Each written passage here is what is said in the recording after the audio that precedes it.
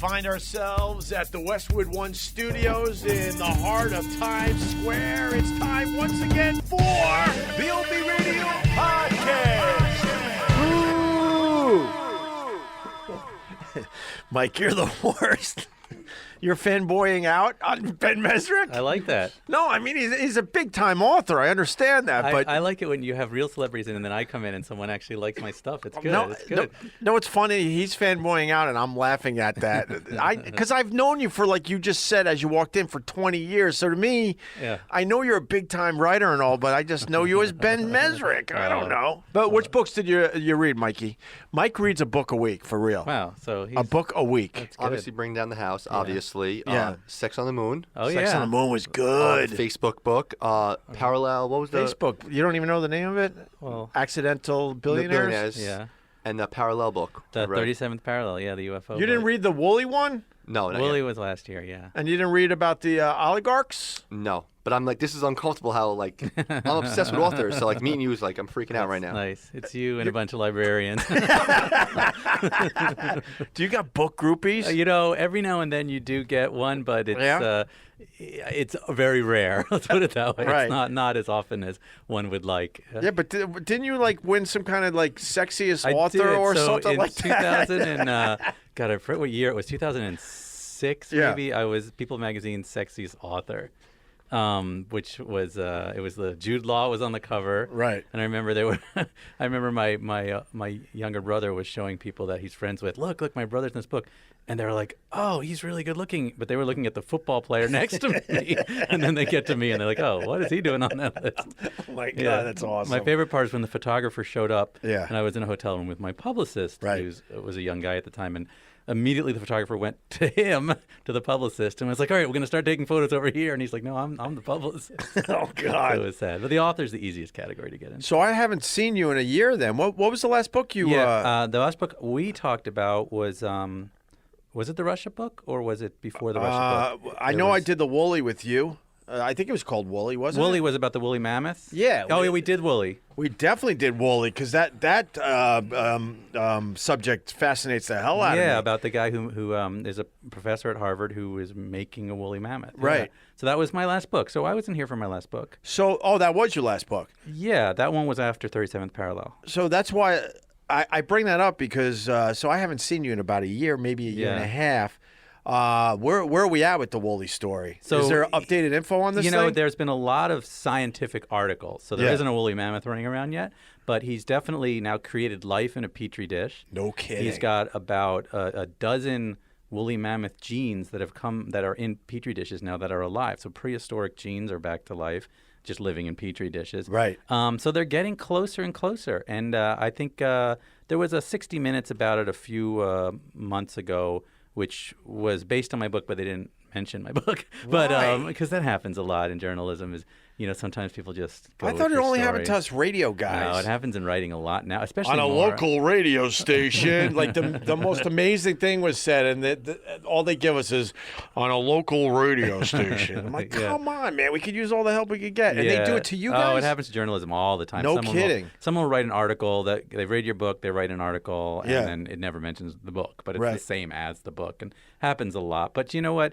It's just you get used to it, Now, when you were doing the research for Wooly, I know we're going to be talking about Bitcoin billionaires in a minute here, but are we going to be bringing back a lot of other prehistoric animals? Yeah. I mean, there are teams working on saber-toothed tigers. There's a team working on a cave bear. There's a team working on dodo birds is one project. There are a lot of projects that the technology is getting closer and closer to doing it. They did manage to get this Iberian goat that had been gone for years to come back to life, and it lasted like a few minutes, and then it strangled to death on its own lungs. But it was alive for a few minutes, so they have done that. But any of the bigger animals. Wait, how did they bring that back to life? It was that one, I believe, was a clone. So they cloned it. And there was, Dolly the sheep was a clone sheep, which is the exact same technology, except for you're going to use prehistoric genes. You can only do things that are about 100,000 years old and not beyond that. Why? So you can't do dinosaurs because we don't actually have any dinosaur DNA. Oh, I see what the fossils don't have any living or be able to bring back DNA. We don't even know what a dinosaur's DNA really is. Right. We can make a guess. But like the idea of it being an amber, it's not real. Yeah. So yeah, we'll get a woolly mammoth. I believe a woolly mammoth will be around in our lifetime. You think that's a smart thing, Ben? I mean, I would love to see a woolly mammoth running around. We Boston, all would but- love to see it, but there's two things that scared the hell out of me: bringing back the woolly mammoths and other prehistoric creatures and robots. Right. Well, I think we should stop. We're going to have both of those. I know we are. Yeah. I mean, the robots are probably more scary, but Well, you studied up on singularity and all that, yeah, right? I thought about writing about AI, and should. I haven't found the story yet. If I find, because for my stories, I need a main character that is really appealing, that does something crazy. So if I had the right guy in the AI story, I certainly would write an AI story. Yeah, humans are kind of stupid because we don't realize that machines can be smarter than us because we just think, no, we're humans. Nothing will be smarter than us in the universe. Right. But this AI technology is It could outpace us even, quickly. Yeah, even the people that are working on this type of technology, they're like, this is really, really scary stuff. Yeah. And we're like, oh, come on, it's making our lives easier. Right. Well, we're all lazy, and we would love to ride around in our self-driving cars and sit in our couches and have everything done for us. And in the end, it'll be good for a while before it goes bad. Have you been in a Tesla yet or a self-driving car? I've been in a Tesla. I haven't been in a fully self-driving car yet. The Teslas. I've been on a Tesla.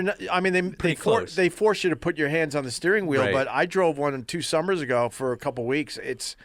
I don't know why we don't have this technology everywhere, especially I was on the Long Island Expressway the other night, and this girl was full on Snapchatting, Oh, gosh. 65 miles an hour right next to us. That's terrifying. In a Tesla? No, In a regular car. in a regular car. But my point is, like, let's bring it on because people, for some reason, really need to check their Facebook pages while going 60 miles an hour. It's terrifying. I mean, we got to get the people out of the equation as quickly as we can yes, in terms of of course. driving.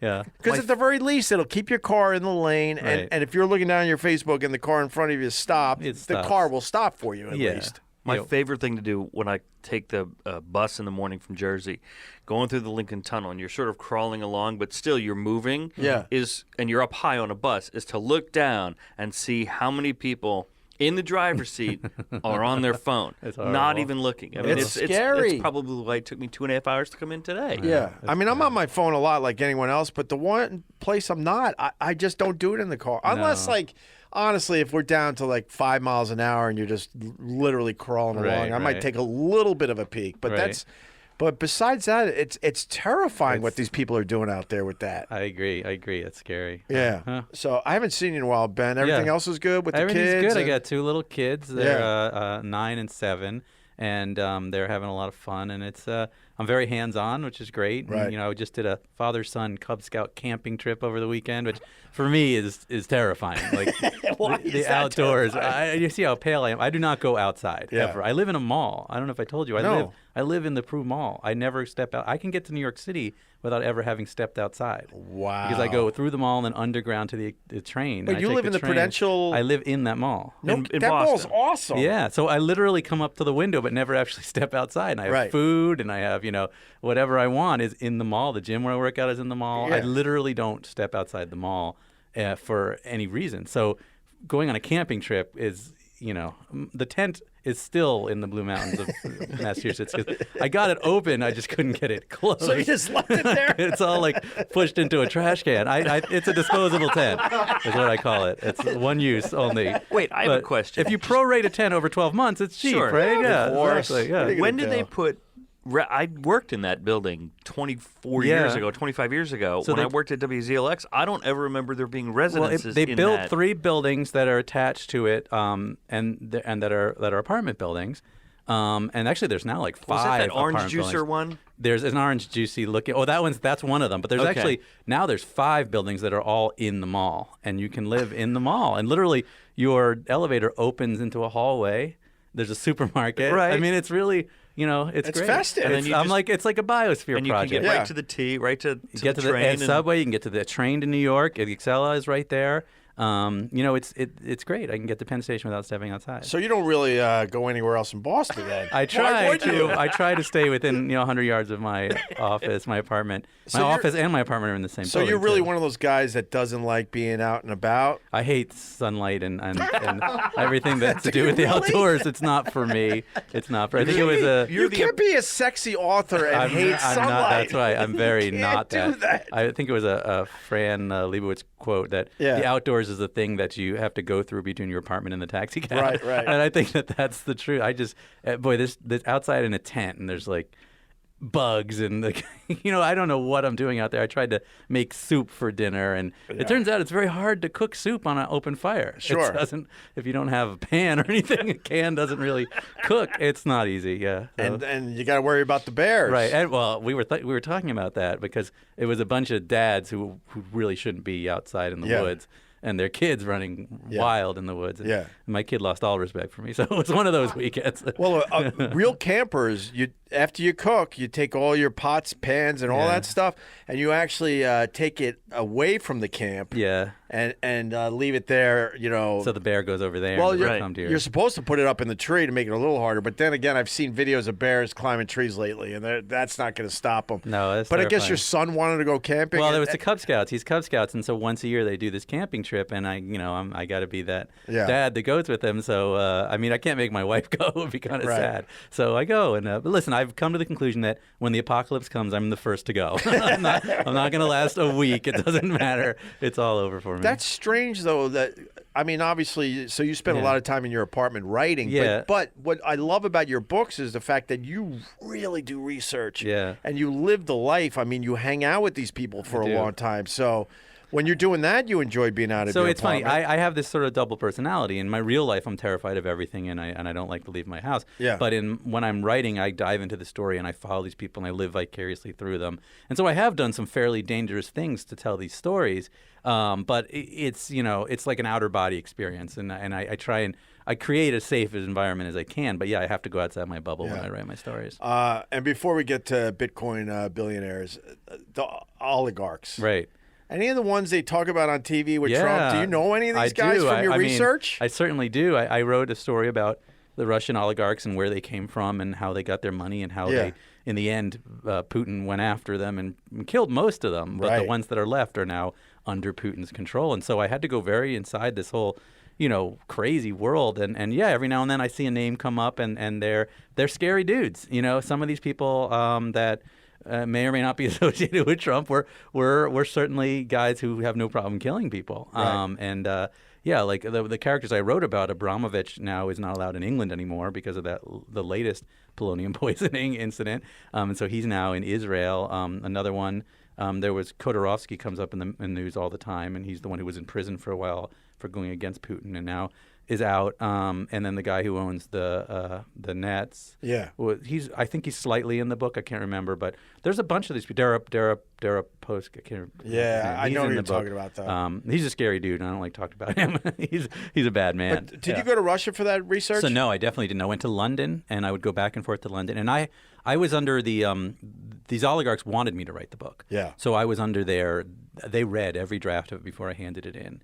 And they made sure that it was up to their approval, and I believe Putin actually either read it or was told about it and okayed it. So I wouldn't have written it if I didn't. They wanted to tell their story and where they came from, and they were very matter of fact about the murders and things like that. That wasn't something that bothered them. Right. I would say in this chapter it sounds like you killed somebody, and he's like, well, you have to understand the moment in time. You don't compare 1990s Russia with 1990s America, compare 1990s Russia with 1890s America. No kidding. So in the 1890s, if someone was your rival, you would kill them. Yeah. And that's the way it was in Russia in the 90s. And so, every company had a position, a group of wet works people who would essentially go and kill people from another company. Right. That was how business was done. And so none of them were really that embarrassed by that. Man, that's way scarier than making soup in the woods. Yeah, it is. It is. That's why your life is strange, Ben. I know, and I actually haven't been back to Europe since I wrote that book, but I will. But I wouldn't go to Russia until I was confident that everyone who was in the book was happy with it. Right. But that's the other thing is I don't write my books to take people down. I'm not. None of my books, I think it was Janet Maslin, the New York Times, who called me a billionaire's best friend. Right. I try and, I like the characters I write about, and I build them up more than I take them down. And you hung out with a lot of billionaires over the years. I do know a lot of billionaires. I think I'm the only pro-billionaire journalist out there. But the Winklevoss Twins are just the newest billionaires, but I've definitely written about and known a lot of billionaires. What was the coolest thing you got to do with a billionaire as you're researching one of these books? I mean, I've done the St. Bart's New Year's thing with the billionaires, and the Winklevoss Twins. I'm fascinated by because they're young. These guys are. They're in their 30s. They're still in their 30s? Well, I believe are close to it or maybe just past, but they're both single. They're worth they have 200,000 Bitcoin, right? Which they bought at $7, which is nuts. So, it's at $8,000 right now. So they made one of the best returns in history. Right. So they have close to $2 billion just in Bitcoin alone, probably another $1 billion in other assets. And, and they live these incredible lives. I've definitely hung out with people with vast wealth. Well, you're jumping ahead a little bit, Sure. which is great. The new book is Bitcoin Billionaires, a true story of genius, betrayal, and redemption. So I didn't even know you were in town, and I quickly, tweeted you, and you got right back to me, which I love. Well, you've been having me. I've literally been hanging out with you for close to 20 years. It's crazy. I've written 20 books, and I think all of my successful books, I've been, hanging out with you from the very beginning. I was trying to remember, but I've read I wrote a bunch of them down, and a lot of them we just went over at the beginning of the podcast. But I would say I've read at least half your books, and every single one of them has been awesome. Oh, that's very kind. Thank you. And so my point, though, is I didn't get to. This is the first book, and I told you off mic or whatever. Bitcoin Billionaires. I usually love reading your books before you come in here. So I was in a panic because we set this up last minute. So I'm doing all this research, and I had no idea this book was about the Winklevoss Twins, which obviously were characters in your. Was that your most successful book? Accidental Billionaires was. The Social Network was certainly a very successful movie. Right. Bringing Down the House as a book probably sold more copies. Right. But Accidental Billionaires is the one that everyone knows. The story of Facebook was my biggest story. Yeah. And the Winklevoss Twins, they were the villains in your book. Right. So when I read, wait a minute, he's going back to the Winklevoss twins, and they're not villains anymore. No, it's this incredible second act, and you don't see second acts like this in real life that often. And these are the guys who were the bad guys in the Social Network. They were the guys chasing Zuckerberg around, and suddenly they're part of this new revolution of money. Can I slow you down just to update everybody? So. The Winklevoss brothers possibly invented Facebook, and then you had Zuckerberg, right? And then the Winklevoss twins, they sued Zuckerberg, and I think they got $65 million in the settlement. Well, right? they got $65 million, but they refused to take it in cash. They took it in stock, and so at the IPO, it was worth $500 million. Oh wow! So they ended up with a very large amount of money, and you would think they'd just row off into the sunset, right? But that was not. That was just the beginning for them, right? And they were so angry. They wake up every day with this anger towards Mark Zuckerberg because they feel like he betrayed them, that he screwed them, he lied to them. And so they wanted to give their settlement back. They really didn't want it to end there because it wasn't about money. It was never about money for them. They felt like they were there at the beginning and Zuckerberg stole from them. Right. And Zuckerberg for his part says no, their idea wasn't Facebook, and what they were doing wasn't the same. But in the story when I wrote Accidental Billionaires, I got to know the Winklevoss twins. They were one of my sources.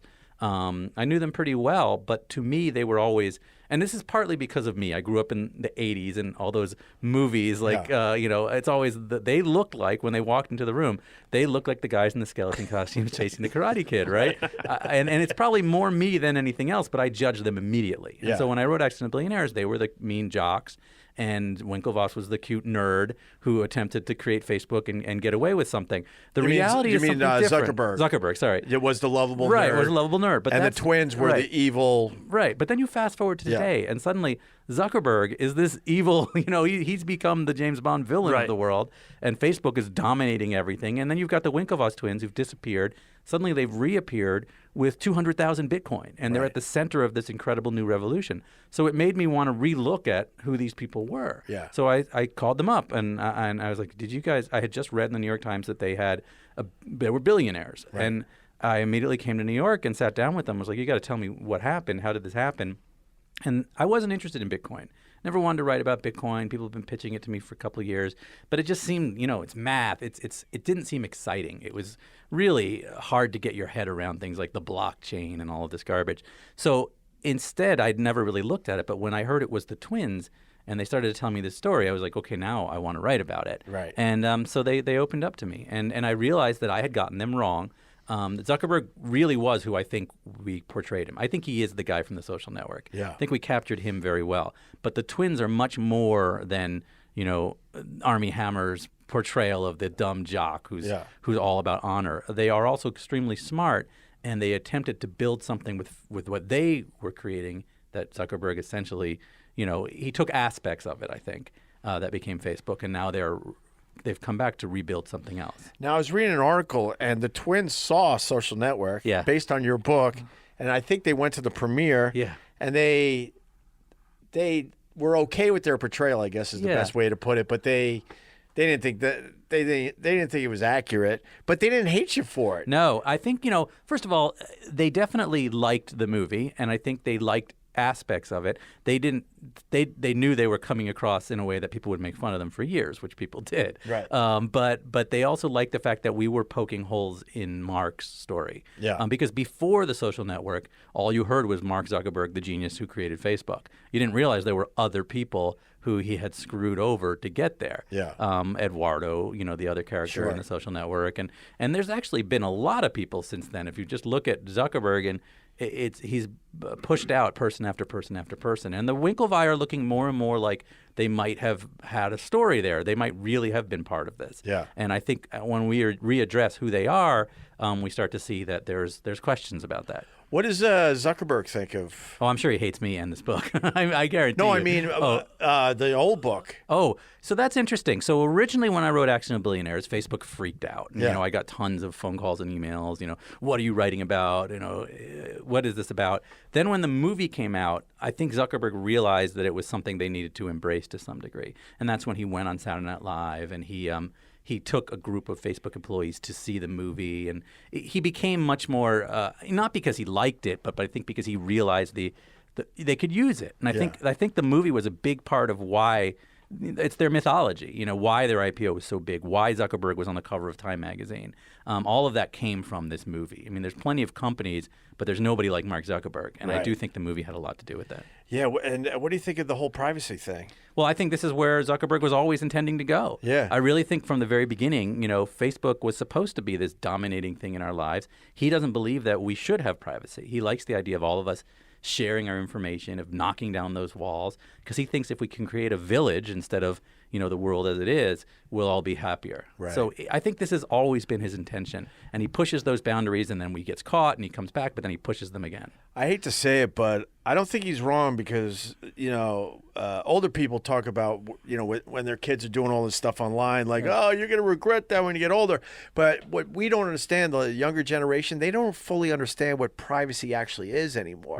Right. They don't care. They live in a totally different world than us. They want to all be reality stars and be on YouTube, and they want their phone number out there for everyone. They want everyone to know who they are.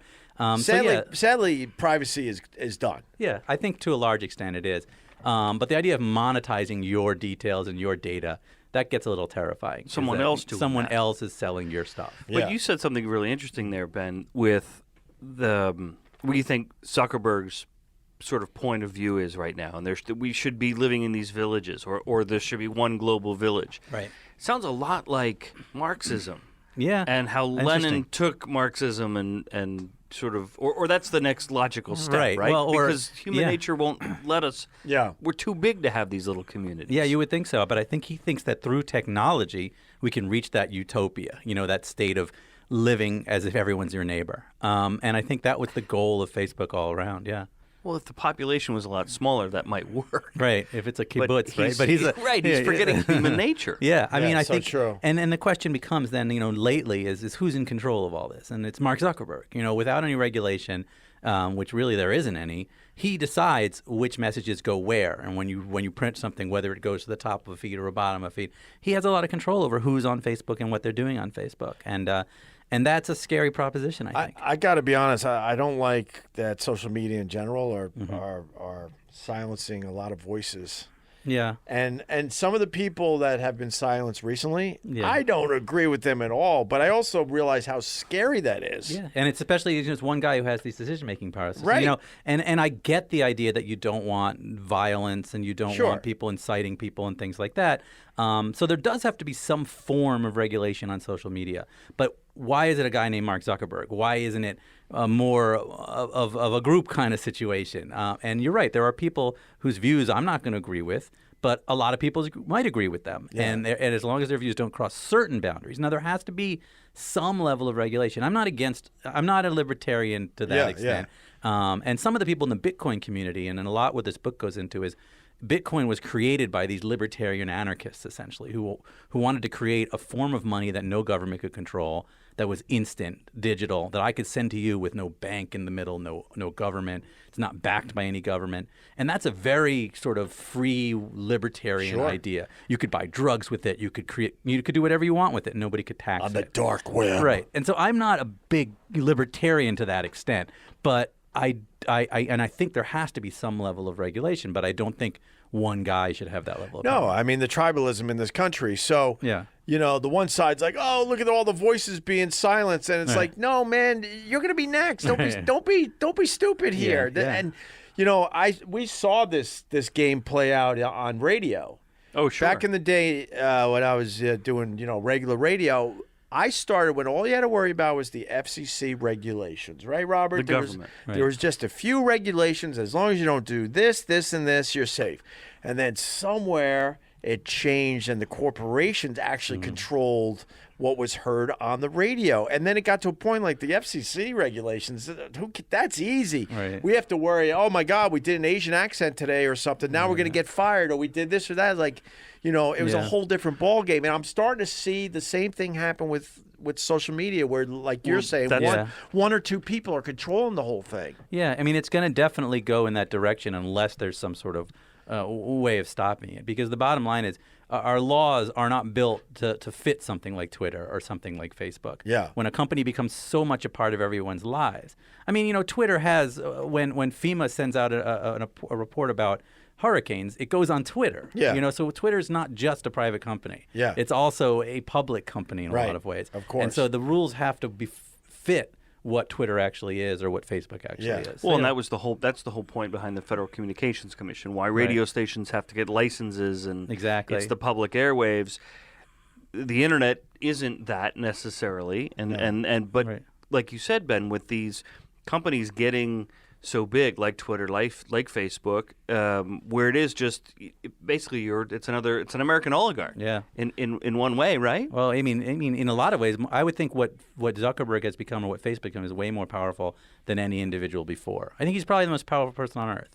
I really do. If you think about what he has access to, if you think about a quarter to half of the Earth's population is or will soon be on Facebook. Yeah. And they live on Facebook. They put all of their life on Facebook, not just photos, but they talk on Facebook and they, Instagram. I'm counting Facebook and Instagram together.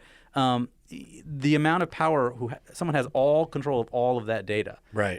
It's spectacular. I mean, I think in the history of humankind, no one's had that level of power. I love Zuckerberg. Yeah, I mean, you should. We all should love Zuckerberg. I love Zuckerberg. Move me up. Right. And I have to say, I mean, Help my Facebook he's page. brilliant. What he created is brilliant. I don't know if you saw Chris Hughes, was one of the Facebook founders, Yes. recently wrote an article where he said we should break up Yeah. Facebook. That's and I'm not even impossible, sure what that right? means. Yeah, You get rid of Instagram. Yeah. I mean, then everyone has to. These companies don't work unless they're monopolies. Right. If all of your friends are not on Facebook, then Facebook is pointless. Of course. And no one will go on Facebook. So for Facebook to succeed, it has to be a monopoly. So that's not really the answer. And shutting down Facebook is not possible, and it's not really an answer either. So there has to be some way that Facebook has to work with society the way it is. Sure. And whether that's a government involved or whether it's some sort of rules that get set, for these companies by some, I don't know how. I think it's the wild, wild west, and it'll kind of figure itself out, unfortunately. But we're going through that rocky period right now as we take all the land and figure out new governments and this and that. But but it leads to your new book, Bitcoin Billionaire. So the twins saw the movie. You kept in touch with them. Right. You call them up because you find out they're the first billionaires as far as Bitcoin goes. Right. And I start hanging out with them. I start learning this story, and And it's really wild. I mean, to me, and I frame the whole book like The Count of Monte Cristo because it's their revenge story. In a lot of ways, they are driven by this anger towards Mark Zuckerberg. And I think they wake up every morning trying to figure out how they can take Mark Zuckerberg down. And I think they saw in Bitcoin a way to build something great, perhaps as great as Facebook, because money is changing. And I think the idea of this digital money or a cryptocurrency is the idea of the future. I became a big fan of crypto, of Bitcoin, because I do think 50 years from now, we're not going to be walking around with paper money. No, and no one's going to pay not. for anything with pieces of dead trees, like Yeah. some medieval peasant, bartering away with our paper. It's going to be digital because it's almost all digital already. When you walk into a bank and deposit money, there's no cash, right? No. The bank's not holding a vault full of cash. It's all numbers. It's all zeros and ones anyways. So Bitcoin just gets rid of that middleman. It's peer-to-peer, which means I can just send you $1 or a piece of a Bitcoin, and there's nobody in between us. Yeah. And it's verified by the network, which is really, really cool. So the idea is great, but Bitcoin itself came from this dark, libertarian, anarchistic, drug-dealing group of people. So the history of Bitcoin is very dirty, and Bitcoin is still full of manipulation and all of these dangers. So we're not out of the woods yet, and Bitcoin is still something where a big whale can control the price of it. And the price of it is still gambling. It's up and down and up and down. Yeah. But the future, to me, is definitely crypto. Can you walk me through what is Bitcoin? Sure. I'm so confused. I try. Yeah. And I tried again today because you were coming in. Right, and right. you're talking about cryptocurrencies and Bitcoin. Right. So let me especially. tell you how it started. Okay. Yeah. In 2008, end of 2008, beginning of 2009, a mysterious person who called himself Satoshi Nakamoto, which doesn't really exist. No one knows who this person is, wrote this thing called a white paper where he laid out what Bitcoin would be. Bitcoin would be a form of money that is backed by math. So there's no government behind it. There's not gold behind it. It's I can pay you in this form of currency directly. And that transaction is verified by people all running this Bitcoin software. And by verifying that transaction, they earn rewards, which are more Bitcoin into the system. And that's how Bitcoin works, essentially. Everyone is incentivized to help figure out our transactions. These transactions, the goal is that they're going to be instantaneous. Now, I don't actually have anything to give you. Bitcoin itself goes to you, but you don't actually have any Bitcoin. You have an address where that Bitcoin is. And so someone described it to me recently, this guy named Matt Cutler, which is a really interesting way. Think of there's a brick wall, this virtual brick wall sitting out there, and each brick is a store of value, a Bitcoin. Okay. So there's an address that goes to that brick that you have. Okay. You can send me that brick, and now I have that brick. I don't actually have anything. Sure. But that brick is mine. And that's essentially what Bitcoin is. And how do you prove that brick is yours? By So the code? this code Yeah. is impossible to hack and impossible to invent. It's like trillions and trillions and trillions of possibilities to get to this code. So it's just a string of numbers and letters. And that string of numbers and letters is your personal code to that public. Now, everyone can see the brick wall. Yeah. So everyone knows what's in each brick. But they can't get it because you have that code. Now, the interesting thing is that code is your Bitcoin. So if someone steals that code, they have your Bitcoin. It's like walking around with a giant safe of gold. Yeah. And some people, wear a ring with their code on it. Some people get tattoos with their code on it because that code could be worth millions and millions of dollars. So there's great stories out there about a guy who had it on a computer, chip and lost it in a garbage dump and has spent the last 5 years looking for that because it has $7 million on it. Oh my God, There was really? another story where this guy went on a beach in India and he was running a crypto exchange which had 130 million in crypto in it, and he died, supposedly, died, but then his body was gone. And everyone thinks he just absconded with this code because that code is worth $130 million. Yeah. So it's kind of interesting. It's like you're carrying around all your money in one string of numbers and letters. And it's hard to hack into that? It's impossible to. It's It's impossible. mathematically impossible to hack somebody else's crypto. Fascinating. And people have tried just to prove it's not possible. Right. So the whole thing is verified by math. Which is really, really interesting and cool. There's no person, there's no authority, there's no government. And the way Bitcoin took off was back in, 2013, there was a small country called Cyprus, which is an island country, and that country went broke. It went bankrupt. And so the government, to pay off the EU, just went to everyone's bank account and took half everyone's money. Right. And there was nothing you could do. If you lived in Cyprus and you had your money in the bank account, one day the government just took half of it. Yeah. And all these oligarchs, they were mostly oligarchs, said, you know what, I'm not keeping my money in money anymore. I'm going to get into Bitcoin. And that's when Bitcoin first started to rise. And when you see Venezuela, for instance, falling apart, people are turning to Bitcoin. China, a lot of these people are turning to Bitcoin. When governments start to go unstable, you don't want that money anymore. And you know, America has a very powerful country, and you think that our money could never go unstable. But the reality is, of course it could. If something really bad happened and the government decided, to do something about our money, either to print more money or not, it could happen overnight, you know? And so the idea of a form of money that is digital and that you can carry around on your phone that no one else can get to, that no one else can touch, that no one else can see. That's appealing to a lot of people. So Initially, it was appealing to drug dealers, but I mean, eventually, and Silk Road was the original use of Bitcoin. Sure. Everyone would go on Silk Road and buy and sell drugs. Silk Road. And Silk Road got shut down. And that's a big part of this story as well, because that was the proof of concept of Bitcoin in a lot of ways. Isn't the guy that ran Silk Road like in jail? Yeah, jail for life. Two plus. life sentences, right? I think. And it's kind of sad. I mean, the guy was basically with no hope of parole. No hope of parole, and he was basically a Zuckerberg character who, instead of creating an Amazon, created a place where you could buy drugs. But to the government's point, he was the biggest drug dealer in the world.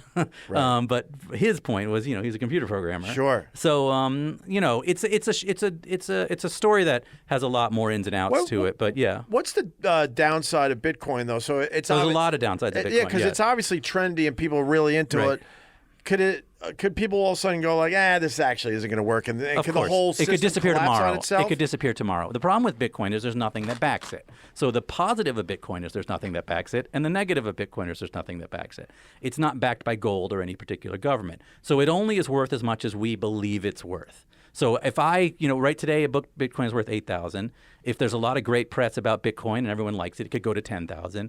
If tomorrow one of the big whales decides to sell his stake in Bitcoin, it could go to $6,000. Right. There's nothing that holds it up. The other problem with Bitcoin is they can't decide what it is. Is it going to be a currency that we use in stores? Because if it is, the price can't be going up and down like this. I'm not going to go buy something at Whole Foods if tomorrow that Bitcoin is going to be worth $1,000 more. Or is it a store of value like gold, which I think makes a little bit more sense. Maybe it's just a way to store a large amount of money or like just another thing like a stock you buy. Right. And that might be that they want, or most people who are into Bitcoin want it to become the currency of the future. I don't know if that's possible, but I do think that there is value in it, but the value is something that we all agree upon. So how are the banks getting their greedy little hands involved with this concept? Because obviously people are digging the Bitcoin, and banks in general are useless. I don't know why we continue to put our money in banks. Yeah. I mean, the idea behind a bank is that it's protected, that if tomorrow, something happens and there's a run on the money, the government backs you, it gives you your money most back. of us don't believe that anymore with all the banks that have shut down since 2008. I mean, it's definitely a different time now. I think Bitcoin makes more and more sense. The banks are trying to figure out how to work. Originally, they were against Bitcoin, and most banks were hoping that the government would just regulate it away. Yeah. But now the environment is changing, and I think at least in New York, the financial system is starting to embrace Bitcoin more and more, and that's part of why Bitcoin has been rising again. There doesn't seem to be this approach to regulate it away. So eventually what's going to happen is all these Wall Street banks are going to figure out a way to get into Bitcoin. They're going to create ETFs so that the regular people can buy and sell Bitcoin on a stock exchange. And that's coming very soon, supposedly. That's what the twins have been working on, their own ETF. Wow. Whether that happens or not, who knows? But if that happens, then Wall Street will get into the Bitcoin game in a big way. I think I learned a bit about this today. For some of our listeners that don't know what an ETF is, yeah, it's an instrument. It's a financial instrument that allows you to buy and sell something without actually buying and selling that thing. So, like if there's an ETF for gold, you can buy and sell gold without actually having any gold in your hands. Yeah, and that's what this would be. So you could buy and sell Bitcoin without ever needing to worry about hashes and private codes and things like that. So recently on 60 Minutes, they did the story on Bitcoin, and they did show my book this time. They showed your book, which was nice. I was happy for you too. Yes. But the guy. Yeah. They had the story of the guy who did the first purchase with Bitcoin. Yeah. He was like, "What is this Bitcoin?" So he tried to figure it out. He's like, "I don't know. Does anyone want to get me pizza with?" And I got this Bitcoin. What was it like? He got 2 pizzas from Papa John's for 10,000 Bitcoin. 10,000 Bitcoins. Right. And Anderson Cooper looked at that guy and goes, "You do realize if you held on to those that Bitcoin and didn't buy the pizza, it would be worth $800 million today." Yeah, and I love the guy. The guy was like, "I try not to think about that." He's like, "It wouldn't be healthy for me to think that way." Right. I'm trying not. Right. I'm trying not to think That poor about guy. that. He thinks about every that waking poor guy moment. is going to be found hanging at some point. I mean, how do you come back from that? I mean, and it's true. That was the first Bitcoin purchase was 2 pizzas. That's in this. That's all from the book as well. Oh, it is in Yeah, the book? yeah. Okay, that whole report was actually from the book. Oh, nice. I didn't know that. Okay. They didn't say that, but it was. Oh God, they got to give you more credit. They were fine. Man. They were fine. They gave me a book cover. They showed the cover and everything. Yeah. But and the other story in that report was about Charlie Shrem, who was one of the main characters in this book. Charlie is a great story. He was a 19-year-old kid living in his mother's basement, and he stumbled into Bitcoin, and he created a company called BitInstant, where 1/3 of all Bitcoin was essentially bought through him during those years from 2012 2013. He created a company where you could buy and sell Bitcoin because at the time it was actually hard to find Bitcoin. And the Winklevoss were his first investor. So they invested $800,000 and then eventually $1.5 million in his company. So they were the guys in suits, essentially, and he was this crazy kid. And the other investor was a guy named Roger Ver, who was this anarchist libertarian who believes drugs should be legal, that the military shouldn't exist, there should be no police. He was in jail for a year for selling explosives over the internet, gave up his American citizenship and lives in, Japan now. So he was pulling Charlie towards this libertarian view of the world, while the twins were trying to make Charlie be an upstanding, suit-wearing CEO. Yeah. And Charlie went down the wrong path and ended up going to jail and was the first person sent to jail for Bitcoin. He allowed people to buy Bitcoin from him and use it on Silk Road to buy drugs. And that is a big no-no. And once the government took down the Silk Road, they traced it back to Charlie. And he ended up going to jail for 2 years. Wow. And now he's out and he's got money again, but it almost destroyed him. But so he's another character in the story, which is a sympathetic character. And he made it all the way back because he's now rich again. Well, God knows how much Bitcoin he actually stored away because that's the point of Bitcoin. Nobody really knows. Why I know he's rich on 60 Minutes. They did that dramatic shot of him on his speedboat. Yeah. He's got. That's his when they boat, want to show that someone's rich and doing well with their life. Right, and the boat's named Satoshi. Yeah, that's what his boat's I named. saw that. So he's back up on top, and I spent a bunch of time with him down in Florida, hanging out with him just to get his story out. And he's a real likable guy, and he was in Bitcoin very early, but just got pulled. There's some unsavory characters in that world. And what is blockchain then? So the blockchain is this idea of the brick wall. Is the idea of each block is part of. When more Bitcoin is added, another block is added, and eventually this wall gets bigger and bigger and bigger. And each block is connected to the blocks in front and back, and that's why no one can hack it. No one can, if one of the blocks suddenly appears but isn't connected to the one in front and back, then everyone knows that block isn't supposed to be there. So that's why everyone involved in the Bitcoin world is essentially keeping track of it and verifying it. So you don't need an authority. It's all done by the public. Do you need a master's degree, though, to figure this out? Well, to explain, and this is the reason I never wanted to write about Bitcoin. Yeah. Is God knows I never wanted to use the word blockchain in my entire life. I mean, it's just a horrible word, and the concept blows your mind. And that's why this book has none of that. The book is really about this adventure story in this world, and you don't need to know that stuff to buy and sell Bitcoin or to understand even what Bitcoin is. If you really think about it, Bitcoin is really just digital money. Digital money means, I can text you money, just like I send a text to you. And that's the way money should be. We're in a future of phones and things like that. If you're, a kid in Africa and I want to send you $1, how would I do that without Bitcoin? There's no actual way to do that. Yeah. You can't send $1 by Western Union to some kid in Africa who has no account and no bank account. But he has a cell phone? If he has a cell phone. Okay. But eventually everyone's going to have a cell phone of because course. that's incredibly cheap technology. So eventually everyone in the world will have access to this form of money. Yeah, I completely agree. Yeah. Whether it's Bitcoin or something else that pops up. But, whether it's Zuckercoin, right? Zuckerberg coin at some point. But it's still faith-based. I mean, Well, not a religious. right. I mean, just like regular Of course, money, right? all money is faith-based. We're not even on the gold standard right, anymore right. with this currency. We're government-based, our money's based on the gold standard, but not anymore. No, that was that's taken true. away. It stopped It's in the all a 70s. whole. I believe that this dollar that I'm going to give you, we each believe that it's got an inherent we value. have decided but at a the end long of the time day- ago that this paper is worth something. Right. Gotcha. I mean, a better Yes. example is gold itself. Why is gold valuable? And why does gold go up in value? it's based on demand. It's rare, but it's not that rare. And essentially, you can find more gold. Bitcoin, on the other hand, there will only be 21 million coins. There can't be any more. So Bitcoin is better than gold in a lot of ways because it truly is a limited supply. Well, gold, we can find new gold. But who decided what the limited... When this guy, this invisible guy who appeared out of nowhere, who, by the way, disappeared afterwards, and no one knows who or where he went, or if it was even one person or more than one person, and that person supposedly has 1 million Bitcoin. That is fascinating. And we know he has 1 million Bitcoin because you can see it on the wall, but he can't use it, or then people will know who he is.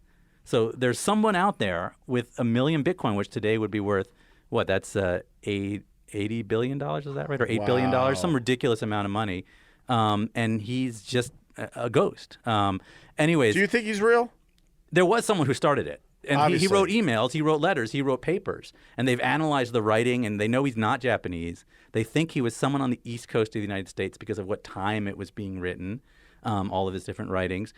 There's been a lot of theories about who it is. It's Carl Ruiz. Imagine. There's been theories of everyone from Julian Assange to, Elon Musk to someone like that, but I doubt it's any of them. It's probably some programmer, who we don't even know who he is, who can't use his Bitcoin because he could actually face jail time in the United States for a lot of tax things. And there's a lot of people who would be looking for him. Also, the idea of Bitcoin is there's no authority. So if this person truly wanted to create an economy with no authority, he wouldn't come forward. You think he's just some kind of loner that was like super smart and just some figured loner in a corner somewhere who did this, launched it, and then decided to go away. Or he could have died. Right. That's the other possibility. That's why he vanished. Right. If this person died and no one knows his hash but him, his code, then that Bitcoin he started is gone. this whole thing, and there's such a mystery around this guy. I find that fascinating. Big mystery. So, and one other thing, and it was in the 60-minute piece as well.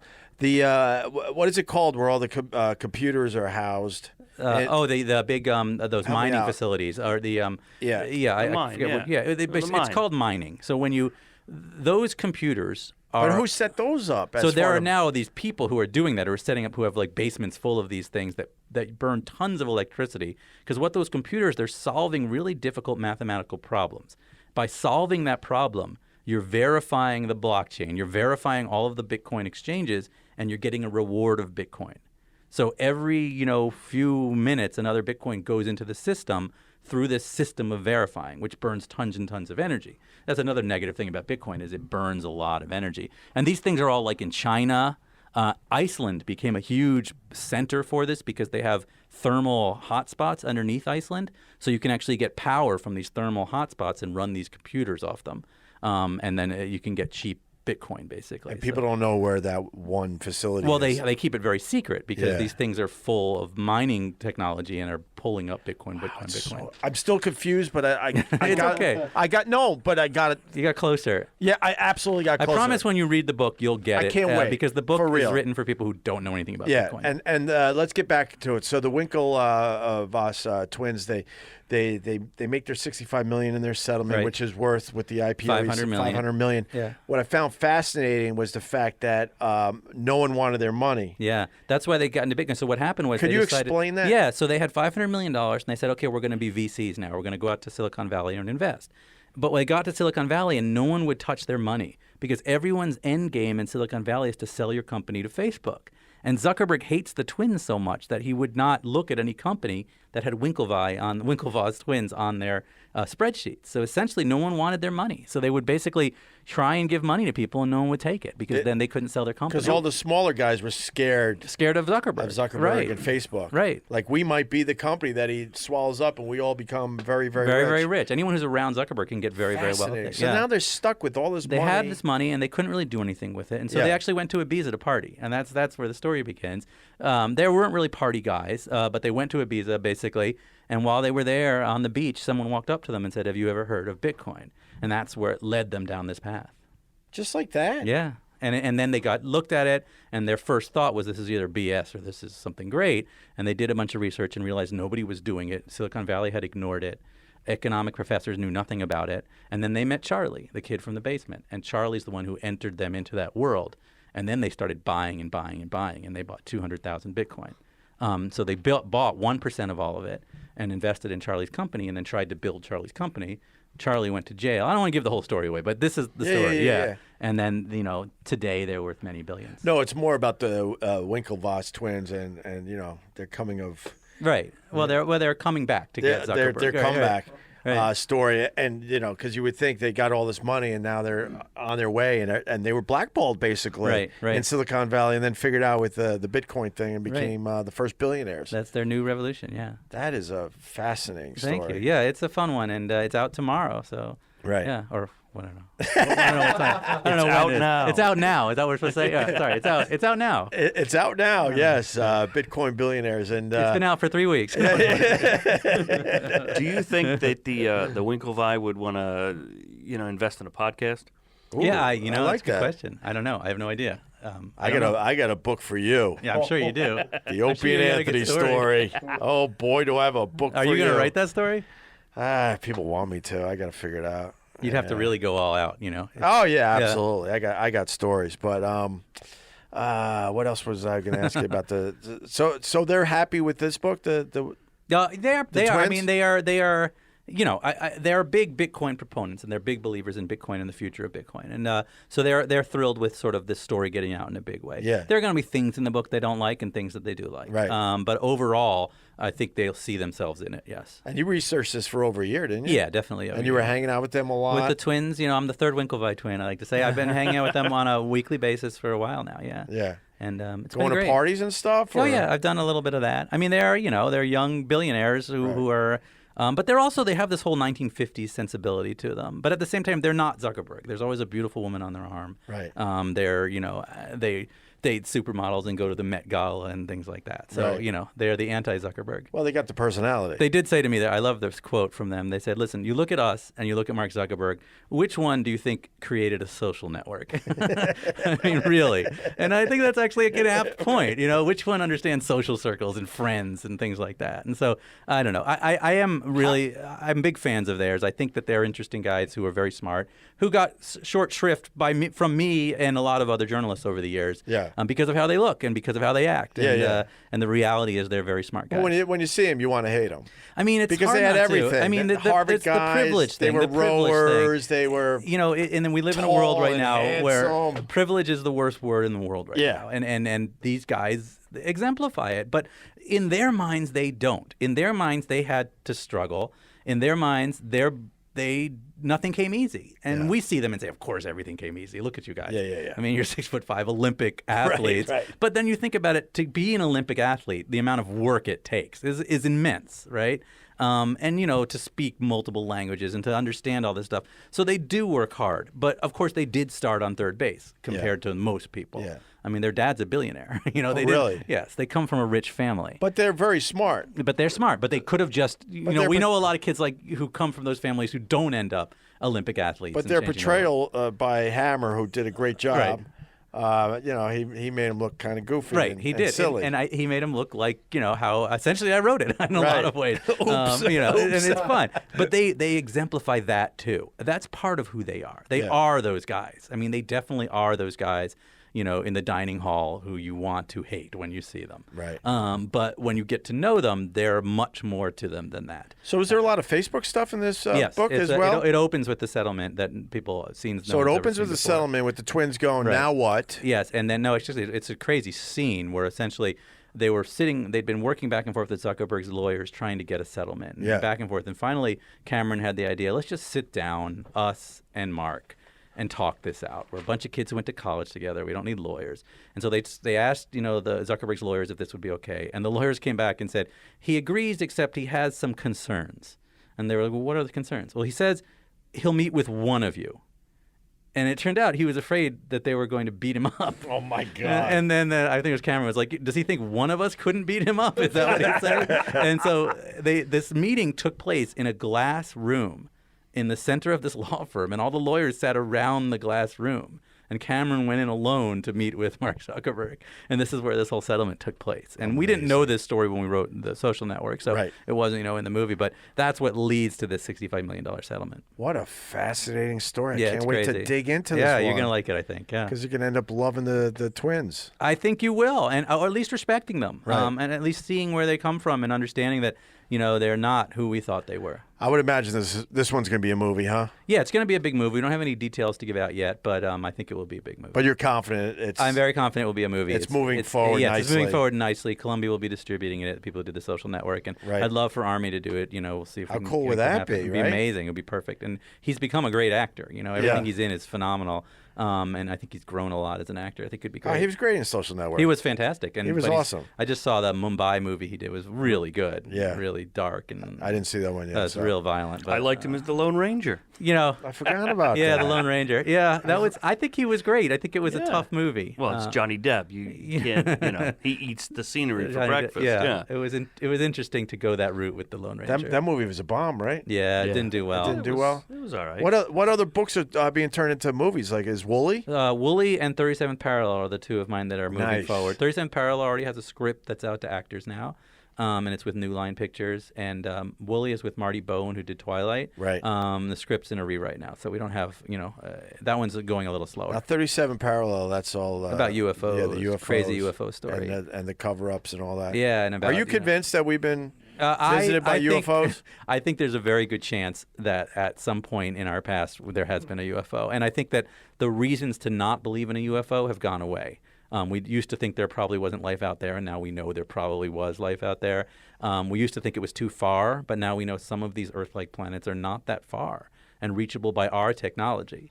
And so when we think about the age of the universe, we're relatively young over here. There's some places that are a lot older than us. Right. The chances that there's been some sort of technology that's gone close to us is very high. Did you hear the rumors why we never went back to the moon? No, I don't believe that. That's supposedly... yeah, I know there's some craziness. No, but, supposedly we were told, okay, Yeah. beat it. I don't... This is ours. And basically, Neil Armstrong said when he was on the edge of the crater that he saw moon bases and stuff. This stuff doesn't sound real to me. So, in my opinion, I'm willing to go as far as to say some sort of probe might have crashed on our planet. And that's as far as I'm willing to take it at this point. I would need some level of evidence to go farther than that. An unbeinged I probe, think right? that's the most likely thing that will be sent out first. That's what we're going to send out first. That's what we do now, right? And there's something called the Starshot Project, which is in my book, which they're working on now. Stephen Hawking was working on it, but a number of rich billionaires are basically creating these postcard-size sails. They're essentially thin filaments that get pushed by sunlight that can go almost 1/5 of light speed, which is incredibly fast, that can reach Alpha Centauri in 20 years. Wow. Which is not that long a period. Right. And their goal is to send out thousands of these in random directions. And these things just fly at hyper speeds until they hit something. And so that is our attempt to reach the outside world. So you would think that other technologies would do something similar. Manned trips between planets seems very unlikely because of the amount of space. Yeah. But unmanned things actually seems very likely. And there's no reason why an advanced technology wouldn't figure out a way to figured send- out that sail technology? I was Come like on. a bunch of really smart physicists. That's amazing. Yeah. Most likely anything that's going to go to Mars is going to use something like that too. Elon Musk is working on something, and so is Bezos. Well, a lot of people believe, there was civilizations on Mars, too. and Well, there was probably life. I don't know about civilizations, but there was water, Right. and we know that. And so water usually comes, with life. So at some point in its history, it might have had life. I don't know about an advanced I have species or no anything like doubt that. there's life all over the universe. Yeah, I think so. And I think, All over. but I would also say that 99.9% of people who've seen UFOs are not seeing UFOs. I think all Sure. of those thousands of reports, they're not real. Almost all of them. Maybe one of them is. That's my opinion. Well, a lot of astronauts, though, have seen. Oh, well, a lot of pilots. And Pilots see stuff pilots. all the time. And Yeah. the Army, it's all in my book, but the Army has covered this extensively because Yeah. there's been a lot of sightings during different wars. And some of them, the government itself thought were probably real. Right. And there are documents, Air Force documents, talking about these things Right. that are out there. And, Yeah. and different presidents have attempted to get these things opened, and the Air Force has refused. Clinton tried to get these things open, was unable to. Hillary Clinton, when she was running, said what she would do was try to get these files opened up, and she didn't win. Yeah. But they won't even let presidents open these things up. So there are Air Force files on UFOs that have not been opened up. But who's more powerful than the president? That's not right. President is not as powerful as one might think, right? course. There's people running the country for years and years and years and years and Right. years. And it's definitely the military. The military has projects that last decades. The development of the atom bomb was so secret that 100,000 people worked on it, and only about 12 people knew what they were working on. No kidding. And so there were whole cities built, secret cities in America, where everyone living in the city had no idea they were working on the atomic bomb. Wow. And you just work on a little piece of something, but you didn't know what it was part of. Were any of those people interviewed and asked? Yeah, it's called the Manhattan Project, and it was the largest conspiracy in history, and it was real. But my question is, sorry, I know about the Manhattan. What was their answer, like what they thought they were working on? Well, some sort of engineering project. I mean, they would be an engineer working on, filing some sort of metal so it could be a certain weight or something like that. But they didn't really know what they were supporting. Yeah. And so there are things like that that the military does do for reasons that are usually good. Yeah. And to develop these projects. And so we would have no idea. If really something had crash landed at Roswell, it would be covered up, and it would have been covered up, and so that's possible. I can't wait to see that movie. Yeah, it's gonna be really cool. The script is awesome. It's very dark. Just trying to find the right actor for it. So you don't go on YouTube and see all the moon bases? I don't believe that. I have trouble with that. That and flat Earth are the two things I'm not going to go Earth. into. What? That's exhausting. I get 3 of those a week. Someone wanted me to write about that. I get so many of those, and I'm like, guys, just fly that way until you get back here. It's one big troll, right? It's one big trolling community. But there are people who really believe. I know. I can't. I can't. Those people write letters. They write emails. I can't do it. That's a hard one. That's a hard one to believe. Right. I could see most conspiracies. I could fall down a little bit, but that one I can't fall down. Well, we all want to believe in something, so you get a group of people. Right. Well, that's how our brains work. We look for conspiracies. That's the way we look for our own tribe too. Yeah, of course. We want tribes and we want conspiracies. Yeah. We want to live in hunter-gatherer times in caves and believe in gods and and that's how we were built. And so that's what we want. And over and over again, that's going to be our problem as a society. I think so too. Yeah. So that's going to be a movie, and then Woolly's going to be a movie. And Woolly hopefully will be a movie. It's taking longer, but I think Woolly will be a great movie. It's at Fox, and we'll see what happens with the new script. Right. Yeah. That just seems like Thank you. And then Bitcoin Billionaires will be a movie, I would think, in about a year or two. Yeah. Now, you think you're going to work with any of the previous actors or directors? Or I would love. David Fincher is a genius, and Aaron Sorkin is a genius. So if they wanted to do it, of course, in 2 seconds, that would be fantastic. And you got to work with him when you. Yeah, I worked with Sorkin a lot. I mean, Sorkin and I were going back and forth. Well, I wrote the book and handed him chapters, and he wrote the movie. So I was there on set for the whole thing, and it was incredible. I mean, watching these guys work, Fincher and Sorkin are just on a whole nother level. So how was that when he took the dialogue you wrote and then Sorkinized Well, listen, Sorkin's a genius of dialogue. You know, every sentence he writes, I just love. A lot of my book did make it into the movie, which was really, really cool. And it was awesome. We got to go to the Oscars, and it was just an incredible moment. He thanked me first, which was really, really neat. That was my wife's fault. So what happened was we were at right before the Oscars, right as we were all going in, we saw Aaron, and Tanya walked up to him and was like, we got to talk to him right before he goes in, because if he wins, that'll be the last thing he remembers. That's so smart. And literally, we talked to him, and and he wins very early, because adapted screenplays early. And I just don't need to thank Ben Mezrich. And I was like, it worked. That's awesome. Yeah, it was literally, if I had not talked to him right then, he probably would have forgot, right? Because I'm not the first person on his mind. What's your best memory of going to the Oscars? God, there's so many. No, it was the after party. We went to Guy Oseary and Madonna's after party. Guy Oseary's house. Yeah. Madonna and Ashton Kutcher. Well, no, Demi Moore and Ashton Kutcher were together, but Ashton Kutcher and Madonna threw the party together.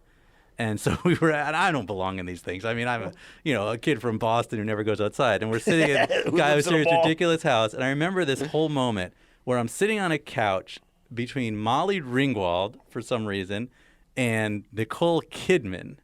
And the guy from Nine Inch Nails, Trent Reznor, had won an Oscar for the music to the Social Network. So he handed me the Oscar to hold on to while he went and did something. So I'm sitting there with the Oscar from the Social Network, sitting with Molly Ringwald, and I was just, this is really cool. I mean, this is a high point in my life at this point. And, just talking to these people, I'm not around celebrities that often. Yeah. It was neat. Everybody was there. Were they cool to you? Everyone was very nice. I was holding an Oscar. They didn't know who I was. They were like, it's a great prop to have. I remember I went to the Golden Globes. I don't know if I should tell this story. I went to the Golden Globes. Kevin Spacey brought me to the Golden Globes, and I was sitting at this table, and everybody thought I was with Kevin Spacey. So people were so nice to me because Kevin Spacey was the highest, biggest actor in the world at that moment. And I remember it was Brad Pitt and Angelina Jolie were there. Oh, it's great to meet you. They're being so nice to me. I'm like, why are these people being so nice to me? None of these people read my book because they thought that Kevin was with me.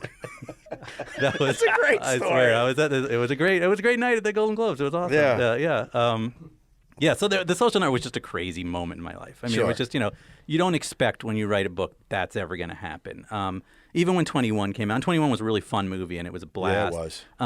Yeah, it was. But it was, it's a different phenomenon when you have a movie like. Well, as a writer, though, the big book was Bringing Down the House. Yeah, so as a book, Bringing Down the House still outsells all my other books. How many millions again? Well, in the U.S., 2 to 3 million copies, but worldwide, probably 6 or 7 million copies. Wow. It's a big book. And Accidental Billionaires probably sold 1 million copies. In many different languages, too, 26 languages, yeah. Wow. Bringing Down the House that was a book that at one point in time every college kid had. Because it was the book Kids Beating Vegas. It was that book. And that book, definitely changed my life because previous to that book, none of my books succeeded. Sure. I was a failed writer. I mean, I was, making money, but I owed way more than I made. Right. And then Bringing Down the House came out, and it was life-changing. And for the people that don't know, it's about the MIT kids that figured out how to win blackjack. Yeah, a bunch of MIT kids won $6 million playing blackjack. But I love all your books, don't get me wrong, but that Bringing Down the House was beyond a page And that was my turner. first nonfiction book. I'd never written nonfiction before. I joined the MIT blackjack team. I went to Vegas, and I spent every weekend with this MIT team watching them do this system and being a part of it. And I wrote that book in Vegas, every night staying in a different hotel room. Wrote it in 6 weeks altogether. Really? Yeah, even less than that. It was a really quick write, and it just exploded. It was just one of those books that and you can't, there's no way to make that happen. It's just one of those things. It's word of mouth. The first printing of that book was 12,000 copies. Right. It was a tiny first printing. I sold it for the least amount of money I'd ever sold a book. And it just exploded, and it was just one of those things. And then Kevin Spacey got involved and made the movie, and that's the reason I got the Social Network is because Eduardo read it, and I got an email out of the blue at 2 a.m. My best friend founded Facebook, and no one's ever heard of it. It was Eduardo's roommate, and it was because of Bringing Down the House. And so that book just led to everything else. So I know we're trying to wrap up, but so when you wrote Accidental Billionaires, how popular was Facebook at that time? It was small. It was 2007, so it wasn't even 500,000 users or something like that. No kidding. I think the movie takes place, they get to their first 1 million users or something ridiculous like that. Was it 1 million or 500,000? I can't remember. It was small. When I first got an email about that, I was like, Facebook, I know what Facebook is because I've been on it, but it wasn't a big deal. It wasn't what it was. I mean, I should be very rich right now because I saw Facebook before it started and I saw Bitcoin before it started, right? You would think. Yeah. But no, I'm not. I write about it. I don't own any of it. But I basically, it was but we knew it was going to be something huge. I mean, because it was on the verge of being what MySpace never was, which was world-changing in a lot of ways. Yeah. Well, that's how I picked up, went right out of my head. Bringing Down the House. Oh, yeah. No, I was in an airport. Yeah. The airports were great for that book. In fact, remember when you couldn't have a device on an airplane? That was so good for authors because everyone flying had a book. Right. Now, when's the last time you saw a book on an airplane? I bought most of my books at an airport. Yeah. Now everyone grabs a book at the airport, the Hudson or whatever. I forgot the book that I was going to bring. Right. I saw yours, read it. That's awesome. And then, I don't know, then I hear about the film, I'm like, and I didn't associate the two because I think I saw the film. I don't even think I saw it in the theater, so I saw it we on changed demand the later. name was 21 instead of Bringing Down the House. Yeah. And why did they do that? Because there was the Queen Latifah name Bringing Down that movie. Oh, name, that's Bringing right. Down the House. Of course. I had some great stories about that. I remember I get a call and my agent's like, "Listen, the head of Spike TV, the new head of Spike TV wants to have a big call with you. They love you. They want to do a big show with you." And so I get on the phone and it's like the head of Spike TV and like 5 other people on the phone, and she's like, "I just want to tell you how much I loved Bringing Down the House. I thought Queen Latifah was amazing." And she goes on for like 5 minutes, and there's like silence. And I'm like, I didn't write that. And then, of course, there was no point to this meeting anymore because that's what not she. She was like, "Oh, really? So What did you write?" And I was like, "This isn't going anywhere." Right? That was very sad. So someone had used the title, so we had to come up with another title. So 21 was the title. Well, they changed it to Social Network. And by the way, I hated the title of Social Network until the movie, and then when I saw the movie, I was like, actually, that's a perfect title. Yeah. Because it's so broad. Yeah. Sure. Accidental Billionaires I like too, but I think it wouldn't have been as big a movie called Accidental Billionaires. Yeah, that makes sense. What are you working on next? I don't have my next book. Opie. Whoa!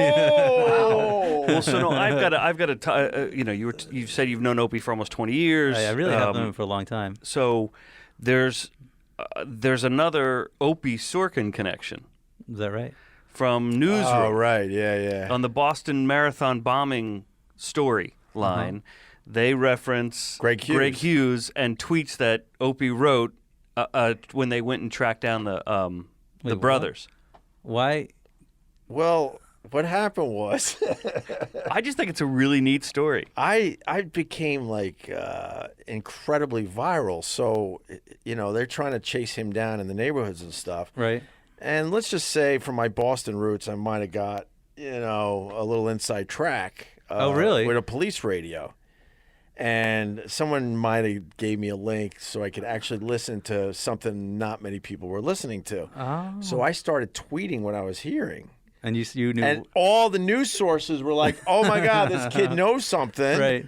And I'm just in my living room listening to this police radio that was very off the radar. Wow. And I was tweeting that he was under the boat and all that shit. Oh, so you were the one who launched the boat part of the story. All that. Wow. And it was all over Twitter. I mean, I remember reading all that And stuff. then I was taking some chances because I was getting cocky. Yeah. And then I'm trying to remember, but someone at CNN got in a lot of trouble because they started reading my tweets. Yep. And they reported something that was wrong. That was definitely one of my tweets. Oh. And they had reprimanded him. I forgot his name. I don't. It was Jim Acosta, I think, right? No, it was somebody else that I don't see it as much. But anyway, so then what's his name there? So they're I think it's in season 2 they put it in of the Newsroom. show. They're doing that. Yeah. And I just rewatched the whole series recently. Oh, and it's definitely based on me because they named the character Gregg Hughes and everything. Oh, I love it. Well, That's because awesome. they're going through a timeline. So on the whiteboard, like I'm watching it, sort of miss it the first time through, and I'm doing this rewatch a handful of months ago, and it's like you see on the whiteboard who is Gregg Hughes, and then it's Gregg Hughes tweets and it's a timeline, and then they must say your name like, I don't know, 20 or 30 times in the No, I was getting DMs and everything from news sources like, how do you know this stuff? But on the TV on the That's program, nuts. But in I the mean, fiction, but in when real I life. was actually tweeting that night, I was getting all sorts of DMs and public tweets too. Like, how do you know this? Right. Who is your source? Who's giving you that Could you info? come on our air? And Yeah, I'm just like tweeting away, just great. But enjoying see, the hell out of it. I had love forgotten that part of the story, so I'm doing this rewatch, and I call up Opie, and I said, because I know Sorkin was a huge radio fan, loves music, and will just pull random characters out of thin air. And I'm like, buddy, he must have been an O&A fan Right. from AAF. Yeah, no, that was a whole. That's awesome. I stepped into something that day. It was starting to get a little scary too because everybody was like trying to get a hold of me, and I'm like, You can't talk about it. No, I backed down because my source. I'm sure your source was My nervous. source in Boston at the time was very, very Well, solid. Boston is a town like that where a guy like you probably had some really good sources. No, man. When I got fired, I was scared shitless. Yeah. Because of Mayor Menino's connections and whatnot. They and, had some connections. And outside my house, they had cops just kind of rolling by, just like in a movie, rolling by slowly my apartment and stuff. I couldn't wait to leave Boston. Is that right? I was scared. That's yeah. awesome. I love that. And I told her recently, Mayor Menino was selling a book at the end of his life. And I was on at SiriusXM. I was trying to get him on the show. I've told this a few times on the podcast now. And I was going to apologize to him because, that was a million years ago. I was a dopey shock jock. And I've you kind of think about your life and stuff. And I wanted to get him on, promote his book. And also I was going to apologize to him. That was just But he wouldn't come on? Nope. No, he was he still holding a grudge. The anger never went away. And the weird thing is when Mayor Menino actually died, I happened to be in Boston in a hotel room. Oh. Watching the coverage on the news. And I was like, wow, this is really strange. That's wild. Because it was, I don't know, it was close to 20 years later, maybe 15 years later. So Wow. Anyway, we're babbling about other things. You got anything for Ben there, fanboy Mike? I hope he doesn't see the text I sent Julia about him. What? Well, I was just excited to see you see it. You read it, Robert. What happened? Do I have to do it in her voice? No. I don't even know where to start. I love you more than life. I love you more than I hope that's not to me. That was to Julia, right? Oh my God, Ben Mezrich is here. Well, that's awesome. Enjoy, babe. See you later. I'm gonna ask him to sign all the books I have from him. Oh, that's nice. Listen, I appreciate it. It's nice to have fans. What? Oh, hello, sir. Mind signing 7 of these books? I'm not gonna do her accent. Oh God. Wait, you ran out and got the books? No, I wanted her to bring him, but she wouldn't come. Oh, she wouldn't come. Oh. You don't have one question for him about any of his books? No, not really, because I wasn't prepared. I don't want to start stumbling. No, that's all right. Yeah, but you like his work. I love his work. And is it true you go to the same bakery every day? You've been there like 1,500 times? I read an article about you a while ago. Unfortunately, so I live in the mall, and they used to have this food court, and there was a sandwich place. I'm a creature of ritual. Yeah. So I would eat the exact same sandwich every day.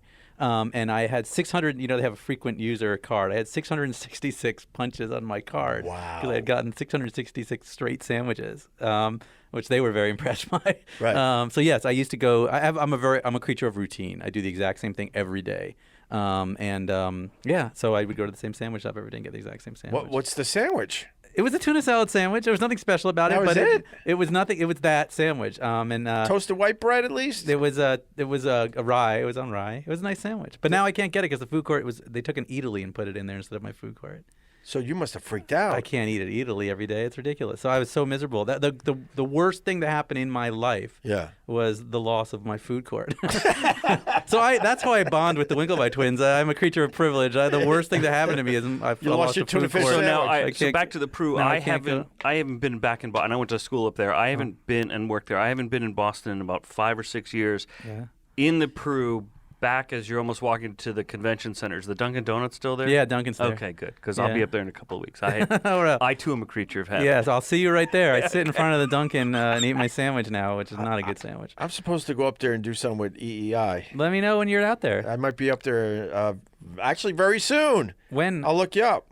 Early June. Early June. Awesome. I'm on tour, but I should be in town by then. Oh, I'll look you up. That'd be cool. Yeah, it'll be really fun. We'll try to find a new tuna fish sandwich spot. There are, but I can't walk outside the mall. That's the problem. That's the issue. I just found out a CVS is going on in the mall, and to me, this is like a great moment because that was one of the things missing. So I've got a supermarket, a CVS, and the gym where I work out. All I need is a sandwich shop, and I'm done. That is so wild. It's You really don't biosphere. like Boston is such a great I love walking Boston. city. Boston's my favorite city in the world. I just don't like to go outside. Right. I like to just look outside. That is so wild. I watch the marathon from my window. I can watch the parades every time we win an event. I go watch through the window. It's nice. You don't go down Newbury Street or anything? If I have to. The weather has to be perfect.